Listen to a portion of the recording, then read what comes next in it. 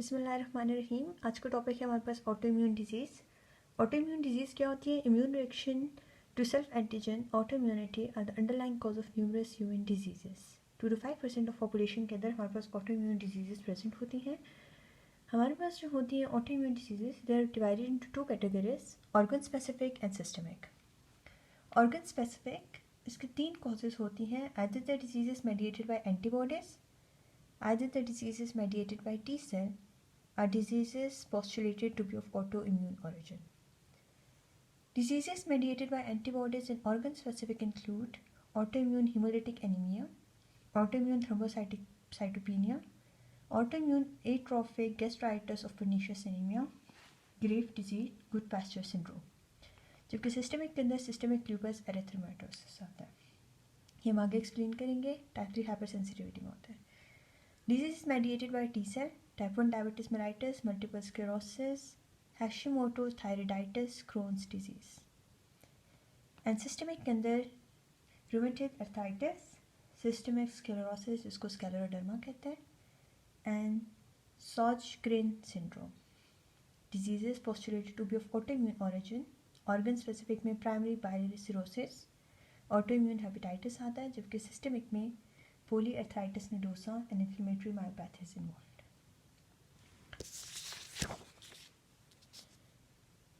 अब हम डिस्कस करेंगे immunogenic tolerance.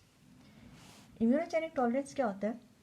Unresponsiveness of an antigen that is induced by exposure of specific lymphocytes to that origin. ठीक है। Self tolerance refer to a lack of immune response to one's own tissue antigen. अपने ही जो tolerance हमारे पास ये होता है कि इंसान के जो अपने एंटीजन होते हैं उनके खिलाफ बंदा रिएक्शन नहीं शो करता, लेकिन जो फ़ौरन होता है उसके खिलाफ रिएक्शन शो करने लगती है बॉडी। इसको हम टॉलरेंस का मैकेनिज्म कहते हैं। इसको हम डिस्कस करते हैं टी सेल के अंदर एंड बी सेल के अंदर।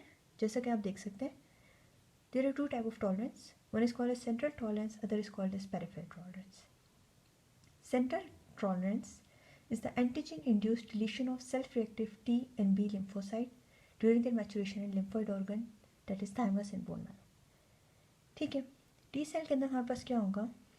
आप देख सकते हैं एंटीजन प्रेजेंटिंग सेल है, तो जो टी लिम्फोसाइट हमारे पास बॉडी के लिए फ़ौरन होते हैं उसकी डिलीशन होने लग जाती है, और कुछ हमारे पास जो होते हैं वो डेवलप होने लग जाते हैं रेगुलेटरी टी सेल्स के अंदर। ठीक है।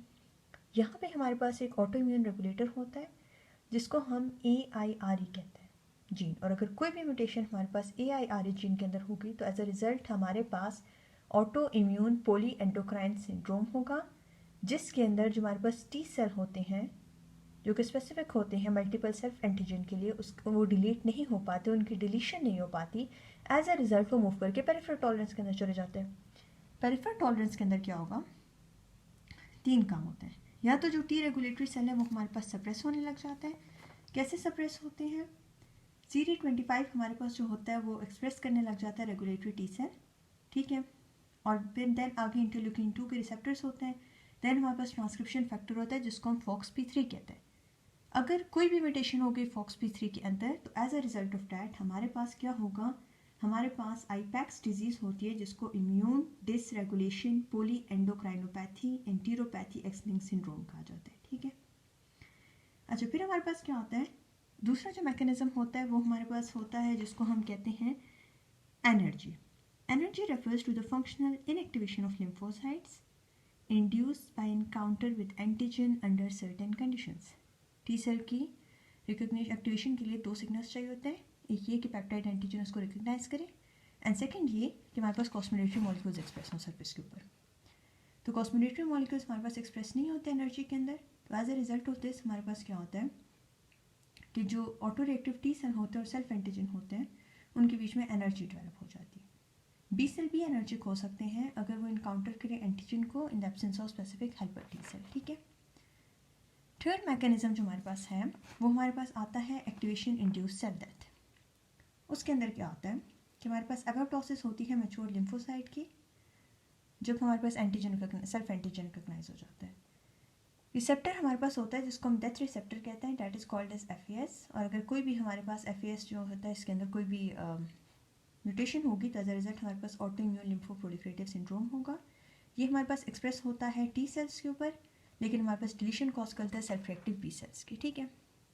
अब हम बी सेल की तरफ जाते हैं। बी सेल जो हमारे पास होता है, ये हमारे पास इसकी एफिनिटी बहुत ज़्यादा बोन मैरो के अंदर होती है, हाई होती है। यहाँ पे एपोप्टोसिस की मशीन की सेल डेथ हो सकती है, जैसे मैंने लिखा हुआ है। एक और मैकेनिज्म होता है जिसको आप रिसेप्टर एडिटिंग कहते हो। रिसेप्टर एडिटिंग के अंदर ये होता है कि जो एंटीजन रिसेप्टर जीन होते हैं उन्हीं के अंदर रीअरेंजमेंट्स होने लग जाती हैं। As a result of those rearrangement वो न्यू रिसेप्टर एक्सप्रेस करते हैं that are no longer self reactive. तो या तो डिलीशन हो जाएगी या रिसेप्टर एडिटिंग हो जाएगी, ठीक है। अच्छा, फिर कुछ ऐसा होता है कि कोई मसला हो जाता है, तो as a result of that या कोई भी म्यूटेशन होने लग जाए, तो एज अ रिजल्ट जो बी सेल होता है वो हमारे पास डिलीशन के मैकेनिज्म को एस्केप कर जाता है और पेरिफेरी के अंदर आ जाता है। इसको हम स्लिपेज इन बी सेल कहते हैं। और जब पेरिफेरी के अंदर आ जाता है तो वहाँ पे मैं आपको बता चुकी हूँ कि हमारे पास जो होता है एफ जो होता है वो एक्सप्रेस होता है, और अगर कोई म्यूटेशन होगी तो ALPS कॉज करेगा। That's all. अब हम डिस्कस करते हैं मैकेनिज्म ऑफ ऑटो इम्यूनिटी, ठीक है। हमने बताया ऑटो इम्यून डिजीज़ का इंट्रोडक्शन, अब हम बताते हैं मैकेनिज्म क्या होता है।